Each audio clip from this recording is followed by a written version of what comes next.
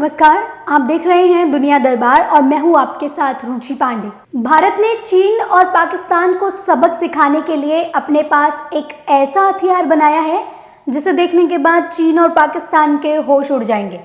पाकिस्तान से एलओसी और चीन से एलएसी पर लगातार तनाव की स्थिति बनी हुई है।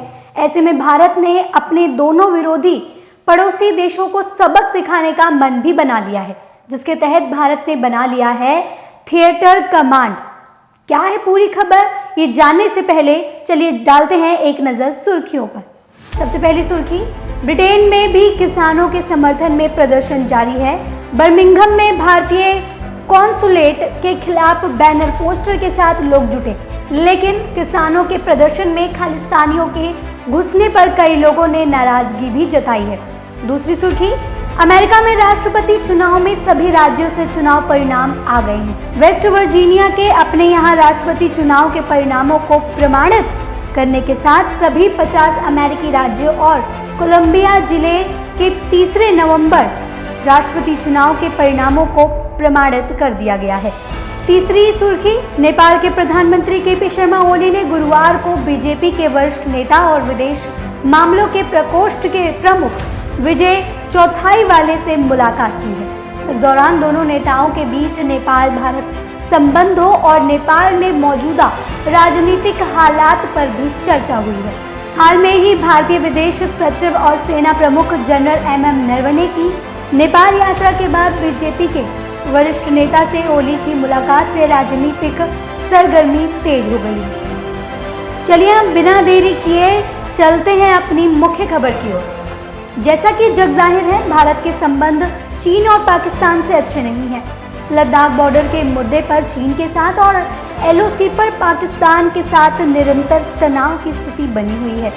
अब भारत ने दोनों देशों से मुकाबला करने के लिए अपने सैन्य बल की क्षमता को बढ़ाने के लिए भारत ने कुल 7 थिएटर कमांड बनाने के आदेश दे दिए हैं। आपको बता दें कि मैरीटाइम कमांड देश की पहली थिएटर कमांड होगी। अगर सब ठीक रहा तो अगले साल देश के सेना हथियार में भी शामिल हो जाएगी। ये भारतीय समुद्री क्षेत्र की सुरक्षा करेगी। भारत पड़ोसी देशों से लगातार चल रही तनाव की स्थिति को देखते हुए इसके निर्माण में तेजी से आगे बढ़ा जा रहा है। इतना ही नहीं, भारत इसके साथ 7 और भी थिएटर कमांड तैयार करने में लगा हुआ है।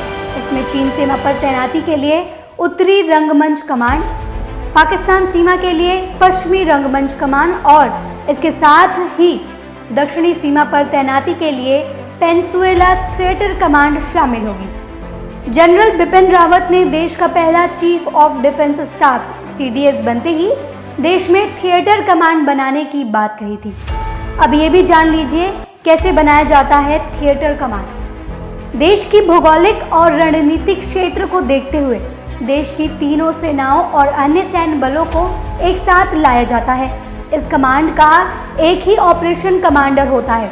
भौगोलिक क्षेत्रों का चयन इसलिए भी किया जाता है ताकि समान भूगोल वाले युद्ध क्षेत्रों को आसानी से हैंडल किया जा सके, जैसे हिमालय के पहाड़, राजस्थान के रेगिस्तान, गुजरात का कच्छ आदि। थिएटर कमांड से खर्च बचेगा या बचत होगी? तो बता दें कि थिएटर कमांड से यह सुनिश्चित हो जाता है कि तीनों सेनाओं के बीच समन्वय बना हुआ है और ये एक साथ काम करने को तैयार है। इस तरह का कमांड बनाने से खर्च कम होता है और बचत भी होती है। साथ ही संसाधनों का उपयुक्त इस्तेमाल भी होता है। जरूरत क्यों है थिएटर कमांड की? तो आपको बता दें, अभी देश में करीब 15 लाख सशक्त सैन्य बल हैं।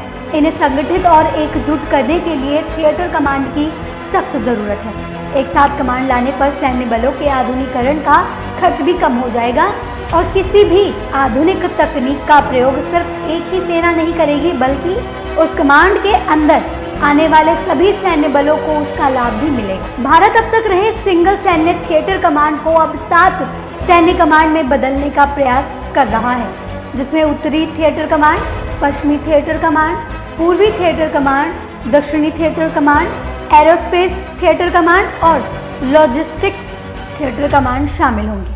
भारत की ताकत में कई गुना भी बढ़ोतरी होगी। सीडीएस की ओर से ये दावा किया जा रहा है कि इससे भारत की ताकत में इजाफा हो जाएगा।